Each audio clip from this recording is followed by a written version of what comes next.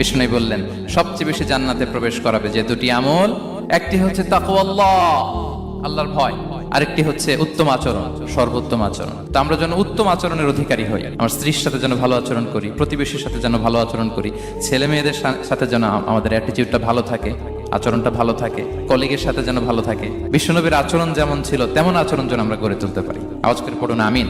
সুনানে আবু দাউদের এক বর্ণনা বিষ্ণু ইসলাম বলেন, খুব চমৎকার একটি হাদিস, মনোযোগ দিয়ে শুনুন। তিনি বলেন, আনা যাঈনুন বিবাইতিন ফি রাবাদিল জান্নাতি লিমান তারাকাল মিরাআ ওয়া ইন কানা মুহিক্কান। আমি ওই ব্যক্তিকে জান্নাতের আঙ্গিনায় একটা ঘরের গ্যারান্টি দেই যে ব্যক্তি তর্ক করার সময় নিজে হক এটা জেনেও সে তর্ক থামিয়ে দেয়। অনেক সময় হয় না, অনেকে পায়ে পাড়া দিয়ে ঝগড়া করতে আসে, এরকম আছে না নাই?